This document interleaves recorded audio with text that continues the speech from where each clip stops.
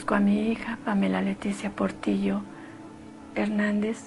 Me llamo Gladys Velázquez, y ando por mi hijo acá. Busco a mi hija desaparecida del 16 de junio del 2009. Ayúdame a entender que fuiste un regalo de Dios, que te tengo que dejar ir. Ayúdame a encontrar paz para poder amar a tu hija tanto como a ti te amo. Por siempre, tu mamá.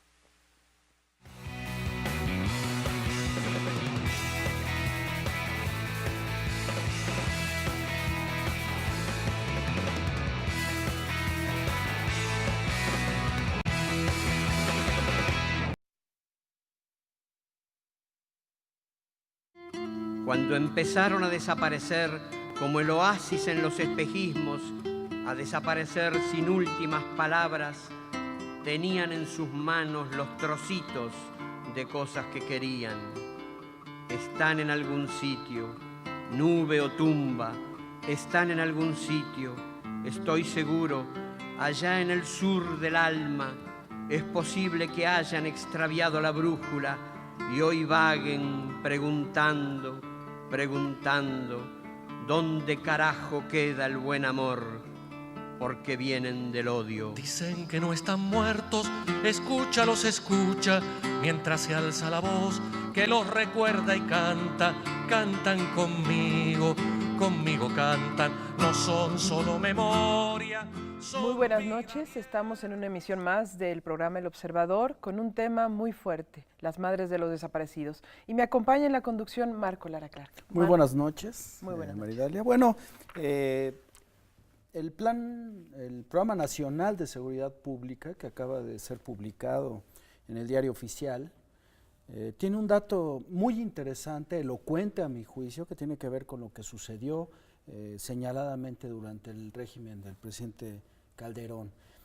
Se utilizó, hace ese énfasis, se utilizó más la fuerza bruta que la inteligencia del Estado, y eso dejó lo que llamaríamos un sangriento tiradero, dejó una estela de sangre, de la que por cierto no ha habido responsabilización suficiente, aunque hay en La Haya una denuncia abierta contra el presidente Calderón y otros funcionarios públicos de su gobierno. Entonces, este programa determinamos dedicarlo a las madres de desaparecidos, que nos parece un tema más que pertinente, un tema que por supuesto no es de coyuntura, es un tema que estará en la agenda, me parece que por que debemos mantenerlo una década o 2 décadas, ¿no? Hasta que haya justicia, si es que la puede haber. Así es. Vamos a esta pieza, 50,000 familias rotas, con la que abrimos El Observador.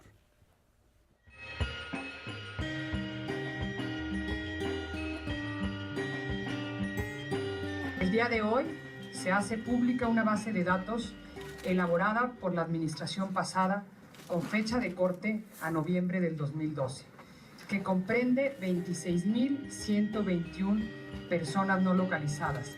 No tenemos una lista oficial todavía, porque la estamos construyendo.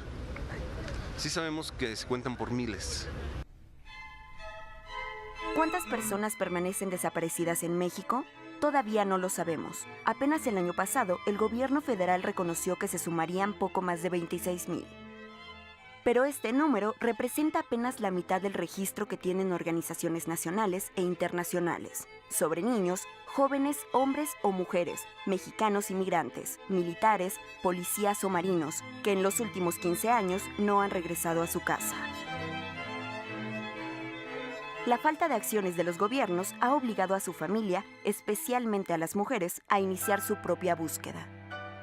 Colocan sus nombres en mantas y marchan por las calles. Recorren el país para asomarse a los cuerpos de las oficinas forenses y visitan cada fosa clandestina que se reporta.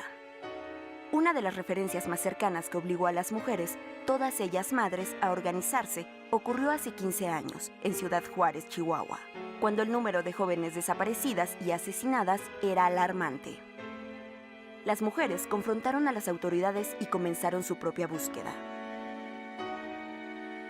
Aún faltan muchas jóvenes por encontrar, y en los últimos años, más mujeres han desaparecido o han sido asesinadas en otros estados del país.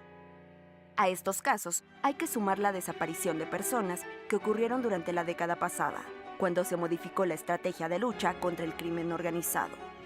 Durante este periodo, oficialmente desaparecieron 26.121 personas, pero una nota publicada en 2011 por el periódico El Informador de Jalisco evidenció que la situación es más grave. A través de 50 solicitudes de información, el diario documentó que hasta 2011 existían 40.483 denuncias por extravío, desaparición o ausencia de personas. Esto solo en 16 estados del país, porque el resto se negó a dar información. Cada caso es una historia distinta, desde las desapariciones forzadas o aquellas personas que fueron confundidas o que secuestraron y se pagó un rescate pero nunca fueron liberadas. Otros son los policías, militares y marinos que desaparecieron en operaciones contra el crimen organizado o cuando estaban en descanso. O simplemente jóvenes o adultos que no llegaron a su destino. Pero hay un grupo más, el de los migrantes desaparecidos, que ha obligado que en 9 ocasiones sus madres lleguen en caravanas para hacer su propia búsqueda. Es decir, en los últimos 15 años, podrían ser más de 50.000 personas las que permanecen desaparecidas en México.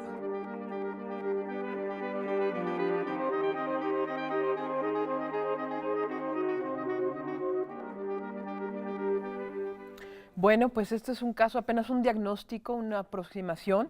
La CNDH reconoce 42.000, casi 43.000 desaparecidos.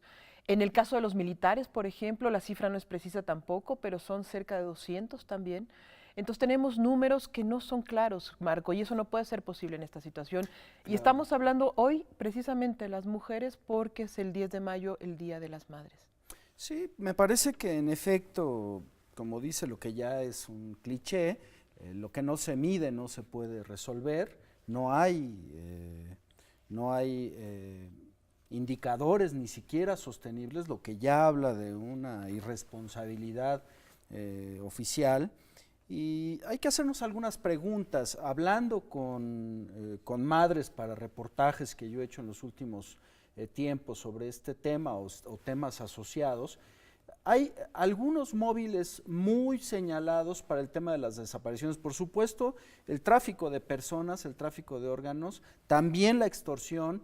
Y un dato importante que a mí me decían madres en la zona metropolitana de Monterrey, que es todo un lugar de crisis en ese sentido, algo fundamental es el tema de quién construyó los túneles, quién construyó las grandes obras que aparecen, la infraestructura para delinquir del crimen organizado. Es altamente probable que muchos de esas personas desaparecidas, sobre todo jóvenes, hicieran 2 trabajos en niveles de esclavitud. Uno, trabajo de la construcción, y otro, me decían las madres, la madre de Roy, por ejemplo, que es un caso significativo, para trabajo de administración de redes sociales, desarrollo su especialidad. de sitios. Pero ¿qué te parece si lo continuamos y vamos a un corte?